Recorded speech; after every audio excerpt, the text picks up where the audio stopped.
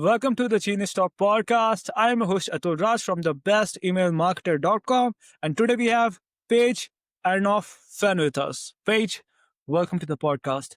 Atul, thank you so much for having me. I'm really excited to talk to you today. Yeah, me too. Super duper excited. Okay, so for our listeners who don't know you, can you tell them who you are and what do you do? Yeah, so I am based in the Boston, Massachusetts area in the United States, and I started a global branding and digital marketing firm 24 years ago. My marketing career kind of falls into three chapters. I started working for big consumer products companies like Procter and Gamble and Coca-Cola, doing big corporate marketing, big budgets, big brands. And then when the internet started taking off in the mid to late 90s, I left my corporate career to join a startup, and I ran marketing at three different successful startup companies. And then 24 years ago, I hung out a shingle and started my own marketing firm. Huh, that's awesome. I'm curious, okay? So, what inspired you to start Maver and Moguls? So it's interesting. I joke that I'm the accidental entrepreneur. I really never thought of myself as someone who wanted to start a company.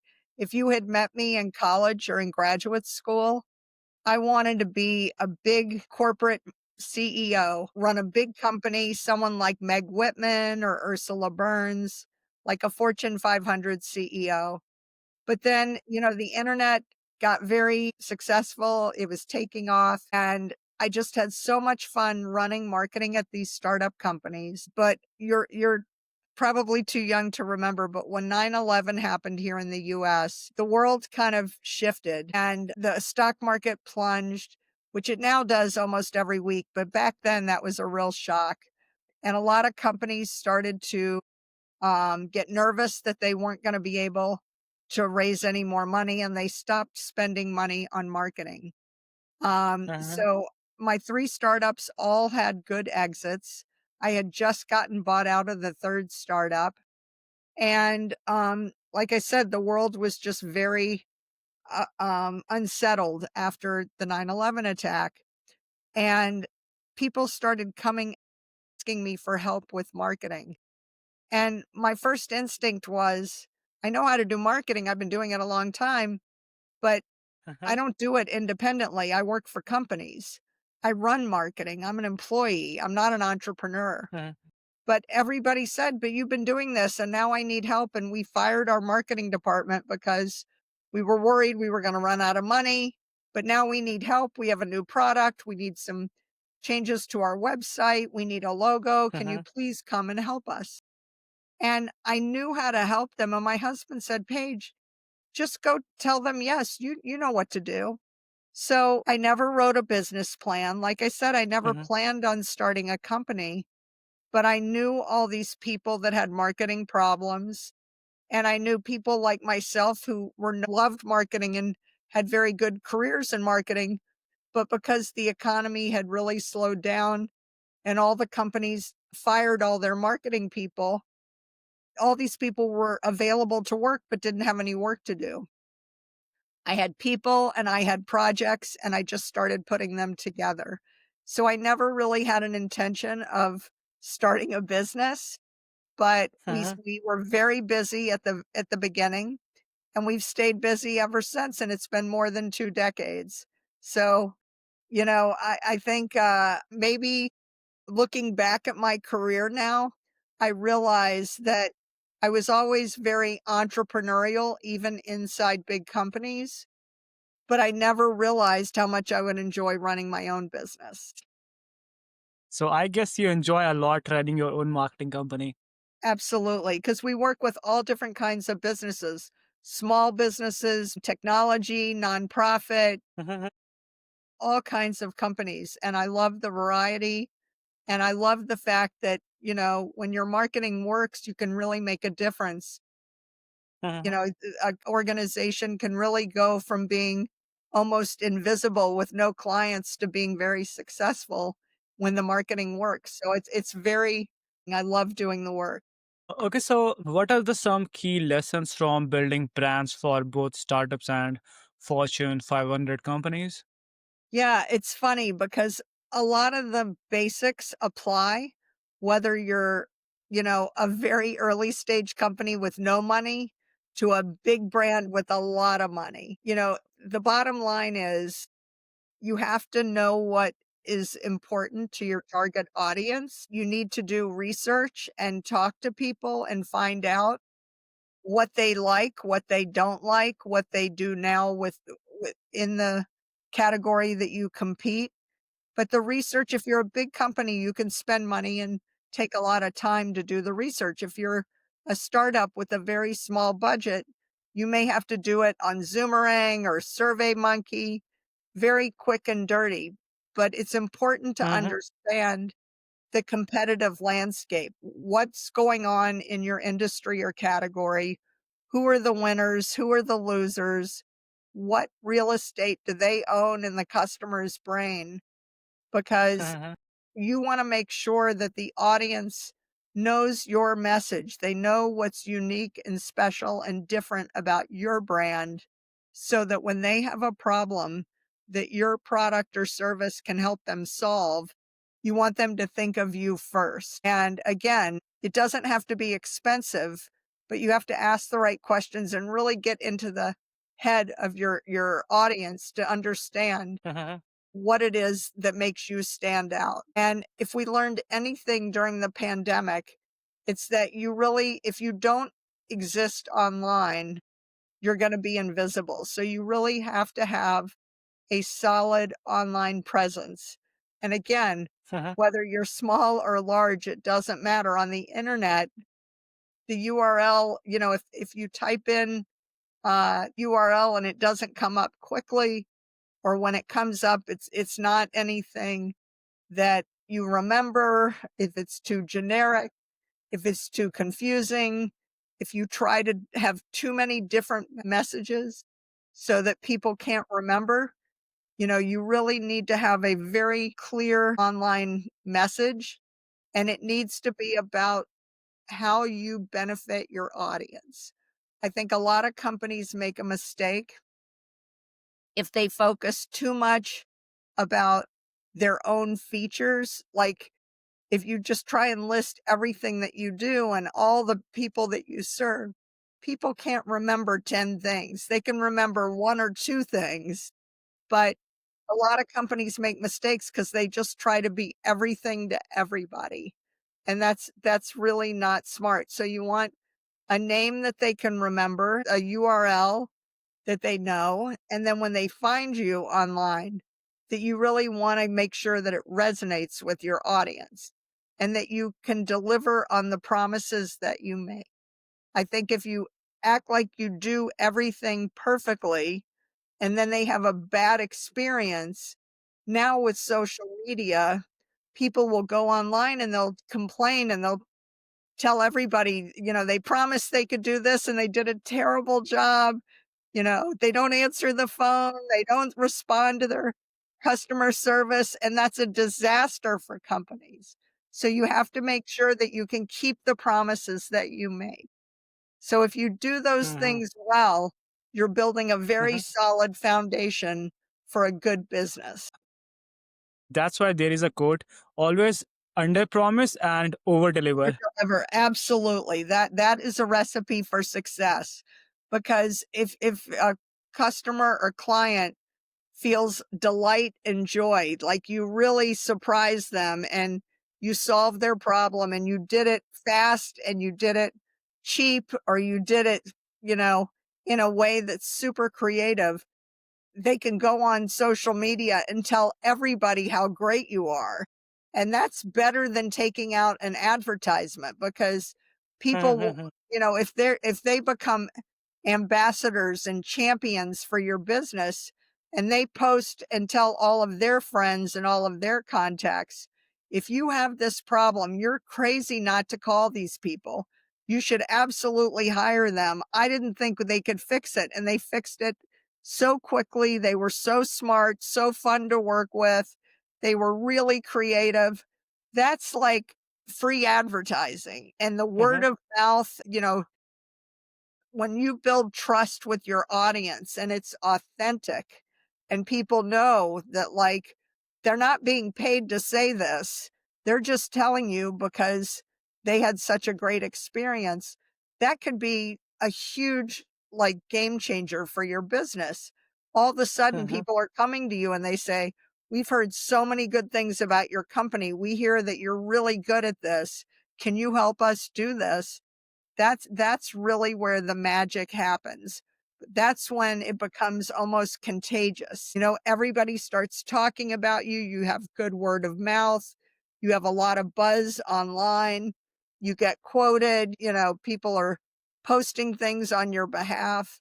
And that's when your business can really go from, like, a secret that nobody knows about to something that's like the new thing. And like I said, anybody can pay to take out an advertisement.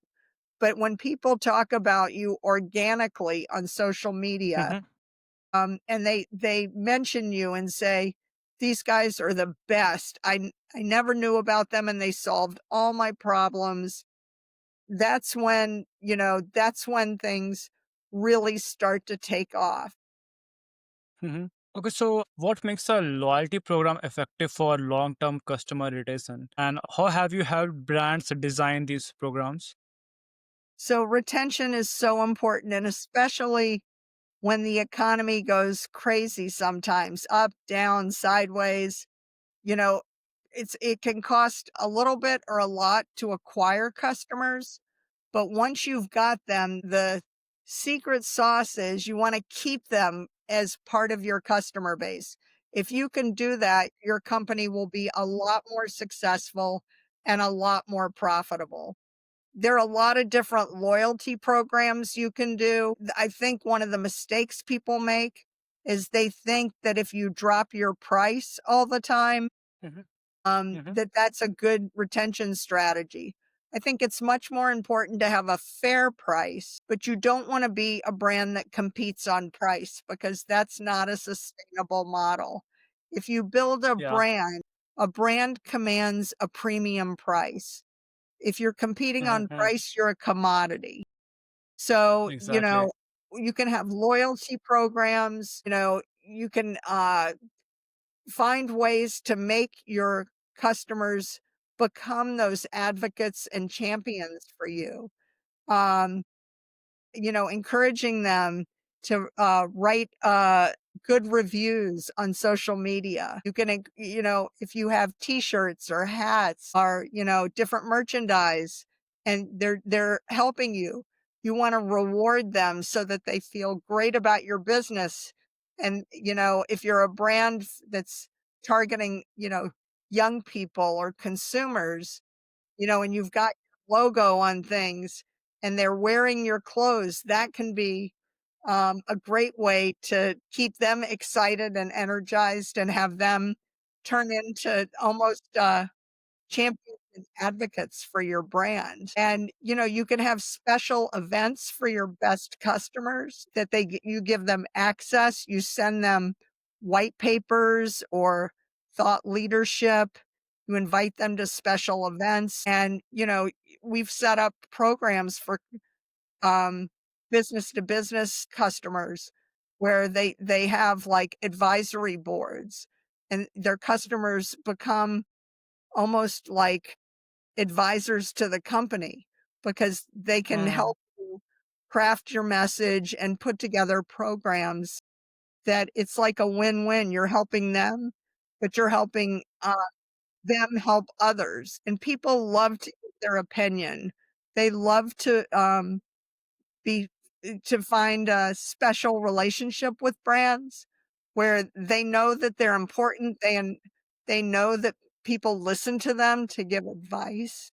So you're Mhm. all to be creative. And you can quote them with testimonials. You can, if you've got maybe you're the CEO might be giving a speech and they can invite people to the conference to come here and network, anything like that can be very powerful to building a deeper relationship. Okay. So, as a marketer, what do you think? Should a marketer be perfectionist? No, you can't wait for being perfect. That's a bad strategy. I think you wanna Be confident, do your homework, do your research, try things, but you can always pivot and tweak them and make things better, but you have to move forward. So don't wait for perfection. That no one is ever perfect and you're never going to make everything 100%, but you can test and learn. Like if you want to do an email marketing campaign, maybe you want to Mhm. test 2 or 3 different headlines and you send some people version A and some people version B and you see which one got the most open rate. Is one of them more successful? And then you learn and then you try it again and you're constantly iterating so that you're getting better and better and better. But nothing is ever perfect. So, with marketing, I think you need to have fun with it. I think you need to be creative, but you have to test and try lots of things to figure out what's getting traction. And what worked 6 months ago might not work anymore now. You have to move with the market.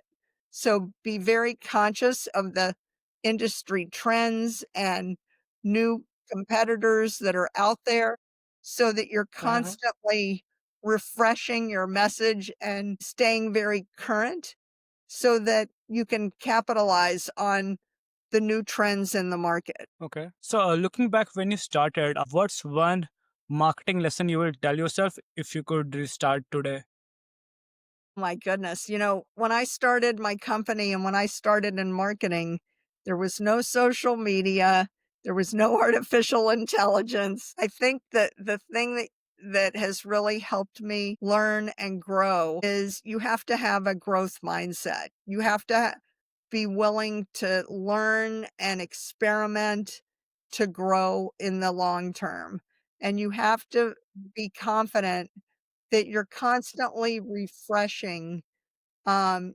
Professional development matters a lot. You wanna make sure that you're always reading and learning from other people and going to conferences and networking because you need to be exposed to everything, that's out there. What worked 20, 30 years ago when I started my marketing career, the only budget line items you had were television, radio, print ads, and outdoor advertising. That was it. So, cable TV wasn't really a big deal. As I said, there was no online marketing.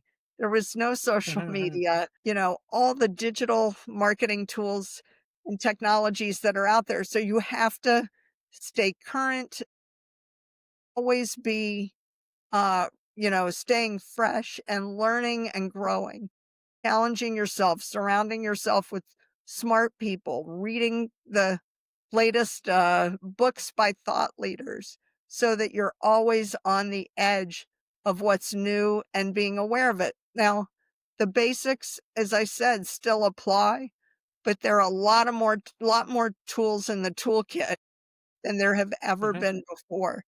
But like with artificial intelligence now, you know, you might not be the best at it, but you need to practice and learn about it because there are things that you can do even on a small level that are gonna make your Mhm. business better. Yeah. Okay. So, for our listeners who want to know more about you and want to get help from you, where can they go? Go to my website. It's called mavensandmoguls.com, mavensandmoguls.com, or you can find me on LinkedIn and you can see my name has a hyphen in it. But, LinkedIn, it's just all smushed together, no hyphen. But, you can Google it or find me, on the website or on LinkedIn. Awesome, Paige. Thank you so much for spending some time with us, and it was really great chatting with you. Thank you, Atul. I loved it. Really great to chat today. Same, yeah.